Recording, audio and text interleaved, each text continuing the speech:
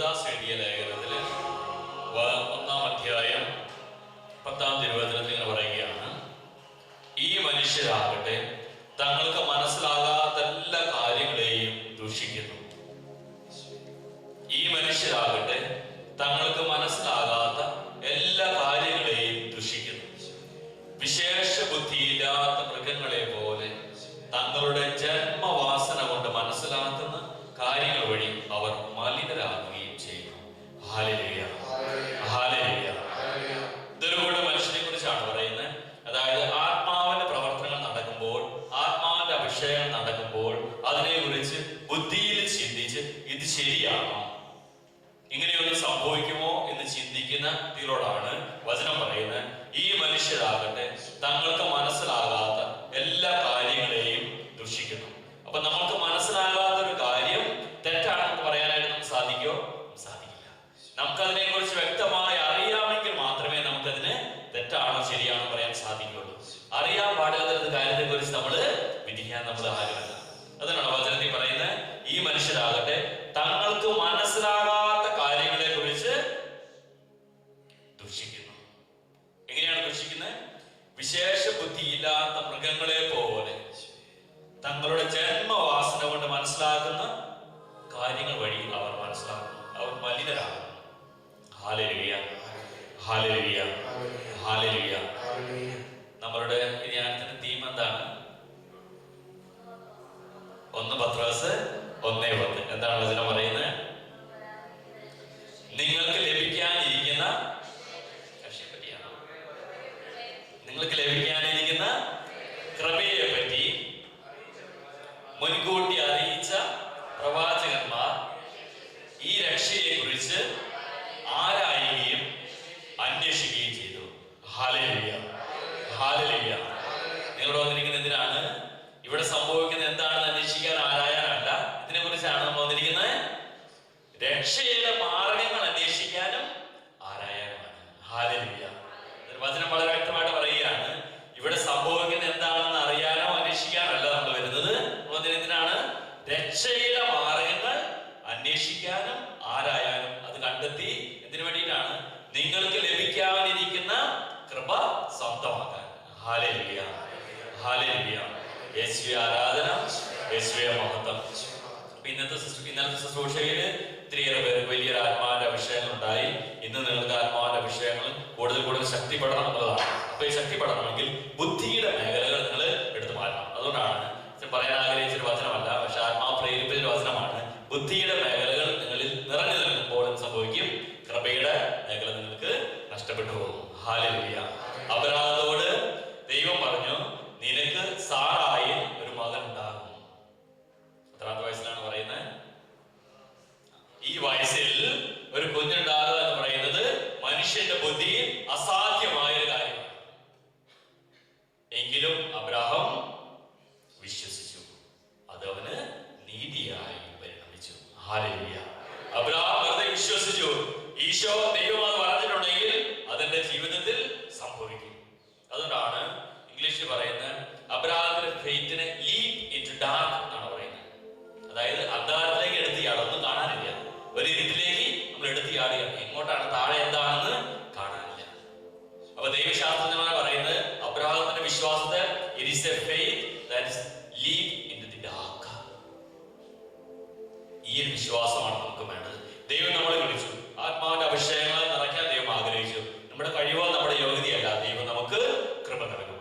Hallelujah. ഈ വിശ്വാസം നമുക്കുണ്ടാകും. ബുദ്ധിയുടെ മേഖലകൾ നമ്മൾ പ്രവർത്തിച്ചു കഴിയുമ്പോൾ സംഭവിക്കും.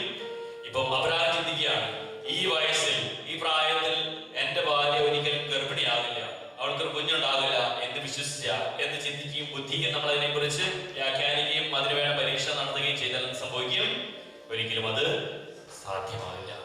ദൈവകൃപ നഷ്ടപ്പെട്ടു പോകും. ഹല്ലേലൂയ. ഇന്നത്തെ ദിവസം നിങ്ങൾ ബുദ്ധിയുടെ മേഖല മാറ്റിവെക്കണം. നമ്മൾ ബുദ്ധിക്ക് അതീതമായി, ബുദ്ധിക്ക് എതിരായിട്ടൊന്നും പറയുന്നില്ല, ബുദ്ധിക്ക് അതീതമായിട്ടാണ് പറയുന്നത്. അതുകൊണ്ടാണ് പ്രശസ്തനായ ശാസ്ത്രജ്ഞൻ ഐൻസ്റ്റീൻ പറഞ്ഞത്, where reasoning ends, faith begins. Where reasoning ends, faith begins. എവിടെയാണോ ബുദ്ധിയുടെ ചിന്താ മേഖലകൾ അവസാനിക്കുന്നത്, അവിടെ നിന്നാണ് വിശ്വാസ മേഖലകൾ വളരുന്നത്. ഹല്ലേലൂയ. ശാസ്ത്രത്തിന് പോലും ഒരിക്കൽ പോലും കണ്ടുപിടിക്കാനായിട്ട് സാധിച്ചില്ല എവിടെ നിന്നാണ് ലോകത്തിൽ ജീവന്റെ തുടിപ്പ് ആരംഭിക്കുന്നത്. ജീവന്റെ തുടിപ്പ് ആരംഭിക്കുന്നത് എവിടെ നിന്നാണ് ഒരു ശാസ്ത്രത്തിൽ ഇന്ന് വരെ കണ്ടുപിടിക്കാനായിട്ട് സാധിച്ചിട്ടില്ല. ലോകം പറയുന്ന ബിഗ് ബാങ് തിയറിയിൽ പോലും എവിടെ നിന്നാണ് ജീവന്റെ ആദ്യത്തെ കണിക ഉണ്ടായെന്ന് പറയാൻ അവർക്ക് സാധിച്ചിട്ടില്ല. ഇതാണ് ദൈവത്തിന്റെ വലിയൊരു പദ്ധതി. അപ്പോൾ വിശ്വാസത്തിന്റെ മേഖല ബുദ്ധിക്ക് അതീതമാണ്. ബുദ്ധി വേണം, ബുദ്ധി ദൈവം തന്നതാണ്. പക്ഷേ വിശ്വാസം നമ്മളിൽ വ്യാപരിക്കണമെങ്കിൽ ഇവർ മുകളിലേക്ക് ചിന്തിക്കണം. Hallelujah, hallelujah. യേശുവേ ആരാധന, യേശുവേ മഹത്വം. പലതരം പറയാം. Hallelujah, hallelujah, hallelujah. ഇരുകരം ഉയർത്തി പറയാം. Hallelujah, hallelujah, hallelujah. യേശുവേ ആരാധന, യേശുവേ മഹത്വം. നിങ്ങളിൽ എത്ര പേര് ഭാഷാവർദ്ധിച്ച് പ്രാർത്ഥിക്കാൻ കൃപയുണ്ട്? ഭാഷാവർദ്ധിച്ച് പ്രാർത്ഥിക്കാൻ കൃപയുള്ളത് ഈ ഭാഷാവരമുള്ളത് പരിശുദ്ധാത്മാവിന് പലതരത്തിലുള്ള ദാനങ്ങളുണ്ട്. വലിയ കൃപയും അഭിഷേകം ആത്മാവ് നിങ്ങൾക്ക് നൽകാൻ ആഗ്രഹിക്കുന്നുണ്ട്. നിങ്ങൾക്ക് സ്വീകരിക്കാൻ റെഡിയാണോ? നിങ്ങൾക്കുണ്ടാകാൻ ആഗ്രഹമുണ്ടോ? അപ്പോൾ ആത്മാവ് വലിയൊരു അഭിഷേകം നൽകാൻ സാധിക്കുന്നുണ്ട്. അതുകൊണ്ടാണ് ഈ ശുശ്രൂഷയോടെ ഒപ്പം തന്നെ പിശാചിന്റെ വാങ്ങിക്ക് പിടിച്ചു. പെട്ടെന്ന് ഈ ശുശ്രൂഷ അധികം നീണ്ടുകൊണ്ട് പോകാനായിട്ട് പാടില്ല. പെട്ടെന്ന് വാങ്ങി പിടിച്ച് ഇനി സ്വരം പുറത്തു വരാനായിട്ട് പാടില്ല. അപ്പം അതൊരു വലിയൊരു അടയാളമാണത്. നിങ്ങൾക്ക് എന്തോ ഒരു വലിയൊരു അഭിഷേകം ദൈവം നൽകാനിരിക്കുന്നുണ്ട്. അപ്പോൾ അതുകൊണ്ടാണ് ഞാൻ ഈ ശുശ്രൂഷ പെട്ടെന്ന് ജോസഫ് നടത്തണ്ടായിരുന്നു. ഞാൻ പെട്ടെന്ന് അത് കണ്ടിന്യൂ ചെയ്ത കാരണം എന്തായിരുന്നു? ആത്മാവ് ആഗ്രഹിക്കുന്ന ഒരു കാര്യമുണ്ട്, അതിന് പിശാച് തടസ്സപ്പെടുന്നുണ്ട്. അതുകൊണ്ടാണ് നിങ്ങൾക്ക് പലർക്കും ആത്മാവിന് വലിയ അഭിഷേകം ദൈവം ഈ ശുശ്രൂഷയിൽ ഇപ്പോൾ തന്നെ നൽകാൻ ആഗ്രഹിക്കുന്നുണ്ട്. കാര്യങ്ങൾ ഉയർത്തി നിങ്ങൾ ആഗ്രഹിച്ച് പ്രാർത്ഥിക്കുക. ആത്മാവെ അഭിഷേകം ചെയ്യണമേ, ആത്മാവിന്റെ വരങ്ങൾ ഞങ്ങൾക്ക് നൽകണമേ, കൃപകൾ നൽകണമേ, വരങ്ങളുടെ ദാനങ്ങൾ നൽകണമേ. ചിന്തിക്കുക. നിങ്ങൾ ഇടവും വലം നോക്കരുത്. ആത്മാവിന്റെ അഭിഷേകത്തിന് വേണ്ടി കൃപയ്ക്ക് വേണ്ടി ആഗ്രഹിച്ച് പ്രാർത്ഥിക്കുക. എനിക്കൊരു പരിശുദ്ധാത്മാവിന്റെ അഭിഷേകമാണ്, കൃപയുടെ അഭിഷേകമാണ്. ഭാഷാവർദ്ധിച്ച് പ്രാർത്ഥിക്കാൻ കൃപ വേണം. ഭാഷാവർദ്ധിച്ച് പ്രാർത്ഥിക്കാൻ കൃപ വേണം. പുതിയ ഭാഷാവർദ്ധന വേണം. പുതിയ കൃപകൾ വേണം. പുതിയ അഭിഷേകം വേണം. പരിശുദ്ധനായ ദൈവമേ, പരിശുദ്ധനായ ദൈവമേ, അങ്ങേ വിളിച്ച് അപേക്ഷിക്കുന്ന ഈ മക്കളിലെ ദൈവകൃപകൾ വ്യാപരിക്കട്ടെ എന്ന് പ്രാർത്ഥിക്കുന്നു. Hallelujah, hallelujah, hallelujah, hallelujah, hallelujah, hallelujah, hallelujah, hallelujah, hallelujah, hallelujah, hallelujah, hallelujah, hallelujah, hallelujah, hallelujah. ആരാധന, ആരാധന, ആരാധന, ആരാധന, ആരാധന, ആരാധന, ആരാധന, ആരാധന, ആരാധന. സ്തുതിച്ച് പ്രാർത്ഥിക്കാം. Hallelujah, hallelujah, hallelujah. സ്തുതിച്ച് പ്രാർത്ഥിക്കാം. കർത്താവിനെ സ്തുതിച്ച് പ്രാർത്ഥിക്കാം. അഭിഷേകം നിറയണം. കൃപയുടെ ആത്മാവ് നിറയണം. കൃപയുടെ ആത്മാവ് നിറയണം. കൃപയുടെ ആത്മാവ് നിറയണം. ദൈവികമായ ഭാഷകൾ സംസാരിക്കണം. ഈ ഒരുപാട് ദൈവികമായ ഭാഷകൾ സംസാരിക്കണം. യേശുവിന്റെ നാമത്തിൽ അഭിഷേകത്തിന്റെ ആത്മാവ് നിറയട്ടെ. അഭിഷേകത്തിന്റെ ആത്മാവ് നിറയട്ടെ. അഭിഷേകത്തിന്റെ ആത്മാവ് നിറയട്ടെ. കർത്താവേ, അവിടുത്തെ വചനത്തിന്റെ യോഗ്യതയാൽ പ്രാർത്ഥിക്കുന്നു. യുവാക്കൾ ദൈവികമായ ഭാഷകൾ സംസാരിക്കും. ദർശനങ്ങൾ കാണും. പ്രവചനങ്ങൾ പ്രവചിക്കും. യേശുവേ, കഴിവുമായ ഓരോരുത്തരും ചെയ്യണം. ആഗ്രഹിച്ച് പ്രാർത്ഥിക്കാം. പരിശുദ്ധാത്മാവേ,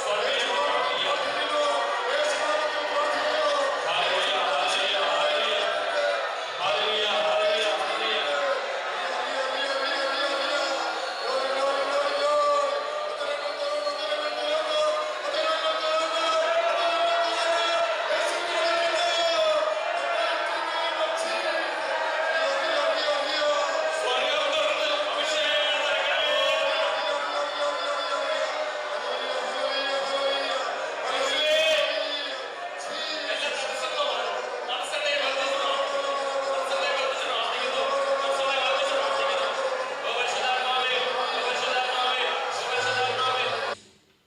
ദൈവത്തിന് ഒരു നിയോഗമുണ്ട്. ഇത് കരുതിച്ചു. അപ്പൊ പലപ്പോഴും നിങ്ങളുടെയും എന്റെയും ജീവിതത്തിൽ നമുക്ക് ദൈവം രോഗശാന്തി കൃപകൾ നൽകും. എന്നോട് ഒരു കൊച്ചു വന്ന് പെട്ടെന്ന് ചോദിച്ചു. ഞാൻ പെട്ടെന്ന് ഇങ്ങനെ ഓർക്കുകയാണ്. ഒരു 11 വയസ്സുള്ള ഒരു കൊച്ചു, പെരുമിയുള്ള ഒരു കൊച്ചാണ്.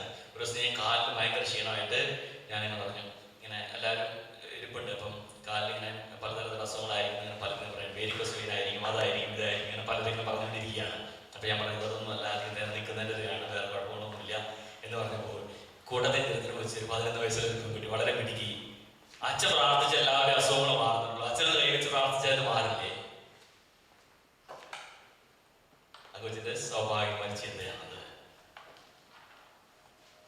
ഇപ്പൊ ദൈവം നമുക്ക് കൃപ നൽകിയതിനാണ്. ആ കൃപ നമുക്ക് ഉപയോഗിക്കാനല്ല, അത് മറ്റുള്ളവർക്ക് വേണ്ടി ഉപയോഗിക്കാനാണ്, നമ്മുടെ മഹത്വത്തിന് വേണ്ടിയിട്ടല്ല. അപ്പൊ അതുകൊണ്ട് നാം കൃപകളെ അഭിലഷിച്ച് പ്രാർത്ഥിക്കുമ്പോൾ നമുക്ക് ആഗ്രഹിക്കുന്ന ഒരു കാര്യം ഇതാണ്: എനിക്ക് ദൈവം ഒരു കൃപ നൽകിയാൽ ആ കൃപ മറ്റുള്ളവർക്ക് വേണ്ടി നൽകാൻ. Hallelujah, hallelujah. അതുകൊണ്ടാണ് പൗലോസ് വീണ്ടും പറയുകയാണ്, അവതരണത്തിന്റെ ഏറ്റവും അവസാനം പറയണം, എന്നാൽ ഞാനല്ല, എന്നിലുള്ള ദൈവകൃപയാണ് അധ്വാനിച്ചത്. പൗലോസ് പറയുന്നത് ഞാൻ അധ്വാനിച്ചു, ശരിയാണ്, ഞാനല്ല, എന്നിലുള്ള ദൈവകൃപയാണ് അധ്വാനിച്ചത്. അതിന് ഞാൻ വിട്ടുകൊടുത്തു.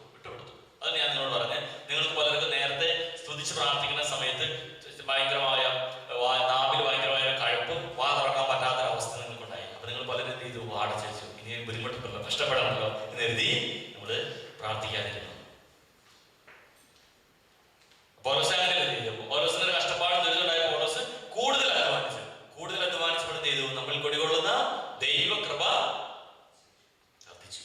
Hallelujah, hallelujah. ശരിക്കും പറഞ്ഞാൽ ഇന്നത്തെ ശുശ്രൂഷ ആദ്യം ഞാൻ നടത്താനിരുന്നതല്ല. ശുശ്രൂഷ ഞാൻ ജോസ് ബ്രദറിനോട് നടത്തണം പറഞ്ഞാണ് പോകുന്നത്. ജോസ് ബ്രദർ പറയുന്നുണ്ട്.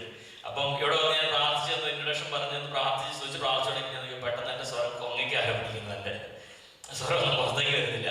ഇതെന്താ സംഭവിക്കുന്നത് ആലോചിച്ച് ഞാൻ വചനം തുറന്നപ്പോൾ കൃത്യം പിടികിട്ടി. ഇതെന്താണ്? പിശാച് ആഗ്രഹിക്കുന്ന ഒരു കാര്യമാണ്.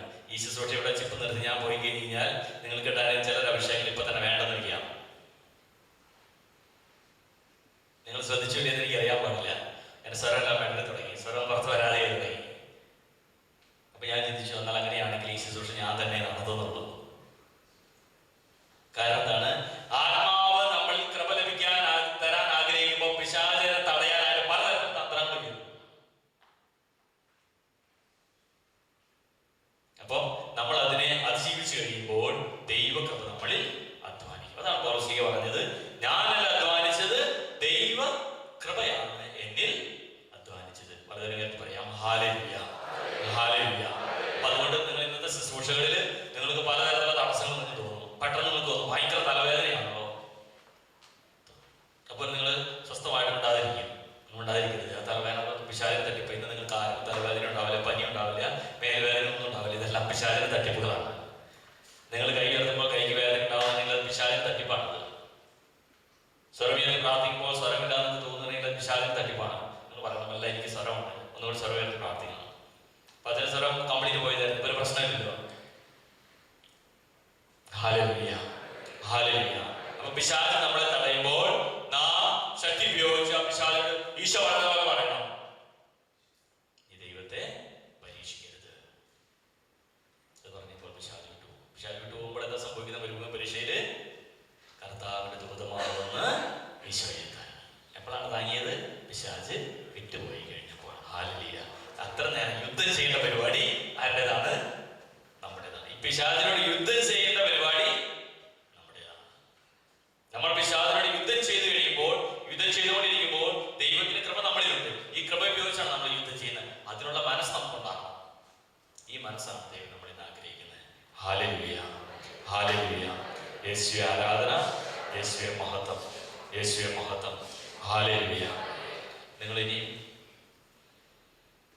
സംസാരിക്കാനുള്ളവരൊന്ന് കൈവയ്ക്കുകയും സംസാരിക്കാനുള്ളവരൊന്ന് കൈവയ്ക്കുകയും 1 2 3 4 5 6 7 8 9 10 നമ്മൾ ശ്രദ്ധിക്കണം കേട്ടോ. ഓക്കെ. ഇനി കൗൺസിലിംഗ് പോകാനായിട്ട്, ഇനി കൗൺസിലിന് പോകാത്തവര്, കൗൺസിൽ പോകാൻ ആഗ്രഹിക്കുന്നവർ കൈവയ്ക്കുകയും, കൗൺസിലിംഗ് സ്പിരിച്വൽ ഷെയറിംഗ് ശുശ്രൂഷയാണ് നിങ്ങൾ